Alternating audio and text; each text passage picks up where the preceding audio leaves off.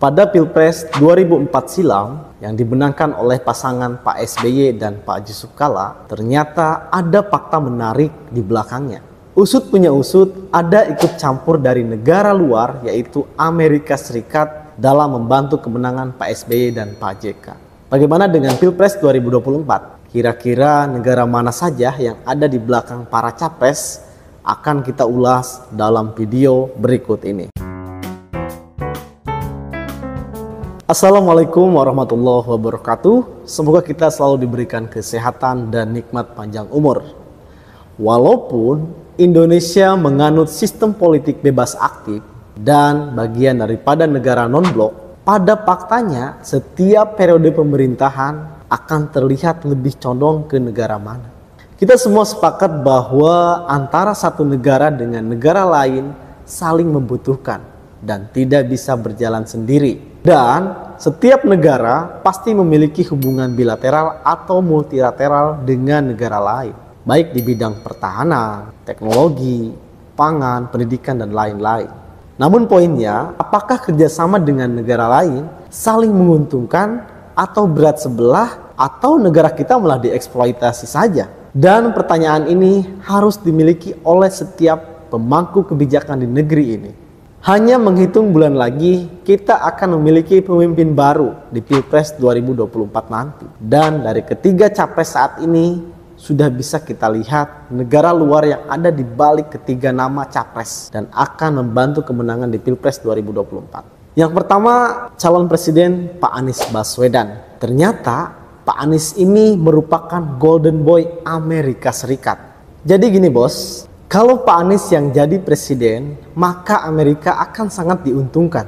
Ini terlihat ketika menjadi gubernur DKI saja, tidak ada track record Pak Anies Baswedan berkunjung ke Cina maupun ke Rusia. Sedangkan berbeda terbalik kepada Amerika Serikat. Selama menjabat gubernur DKI, sudah 7 kali Pak Anies Baswedan mengunjungi Amerika Serikat.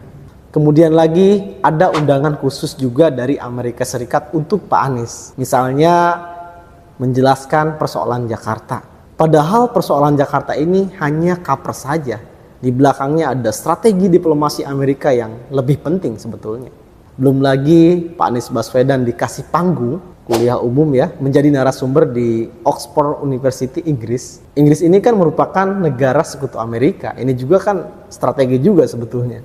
Kemudian kita lihat partai pendukungnya juga nih, yaitu Partai Demokrat. Dan secara historis memang Partai Demokrat di Indonesia dengan Partai Demokrat di Amerika itu ada hubungan emosional yang dekat. Seperti misalnya saat Pak SBY menjadi Presiden RI, beberapa kali mendapat penghargaan dari Amerika Serikat. Kemudian kebijakan luar negeri Indonesia pun waktu itu sejalan dengan Amerika Serikat. Jadi kesimpulannya, negara luar yang ada di belakang Pak Anies Baswedan adalah Amerika Serikat dan sekutunya. Yang kedua, yaitu Pak Ganjar Pranowo. Nah, di balik Pak Ganjar Pranowo ini ada negara Cina. Karena memang partai PDIP ini secara historis dari zaman Pak Soekarno, afiliasi politiknya dekat dengan Cina dan Rusia. Jadi tidak heran kalau kemudian presiden dari partai PDIP maka akan lebih mesra dengan Cina dibandingkan dengan Amerika Serikat. Terbukti saat ini begitu banyak kerjasama Indonesia dengan China. Proyek Cina pun di Indonesia ribuan jumlahnya. Belum lagi saat ini Indonesia memiliki hutang luar negeri yang cukup besar kepada China. Sampai tahun 2023 ini sudah mencapai 300 triliun lebih. Jadi Cina akan membantu habis-habisan untuk kemenangan Pak Ganjar Pranowo untuk mengamankan kepentingannya di Indonesia. Nah, yang ketiga yaitu Pak Prabowo Subianto. Kalau Pak Prabowo saat ini netral, tidak terikat kepentingan baik dengan negara blok barat, Amerika Serikat dan sekutunya, maupun blok timur, Cina, Rusia dan sekutunya.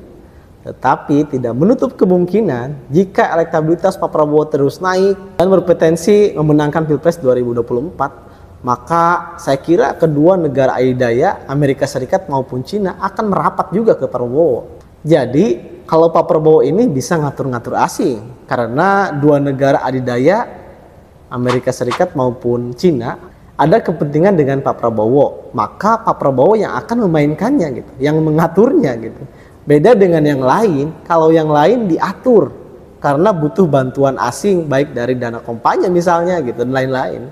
Kalau Pak Prabowo kan bisa saja ngomong begini misalnya nih, Anda butuh dengan saya, apa keuntungan buat Indonesia misalnya begitu ya. Jadi kalau Pak Prabowo ini kan yang memiliki kebijakannya gitu, yang punya powernya. Kalau yang lain menurut saya terbalik. Jadi begini kira-kira, kami sudah membantu Anda menjadi presiden, sekarang bantu kami berbisnis di Indonesia misalnya begitu kan, bisa saja. Jadi investor politik luar negeri kan, balas budi lah begitu. Dan bagaimana teori ini menurut kalian, bos? Terima kasih sudah menonton video ini. Kita dalam acara Balik Bahas Politik.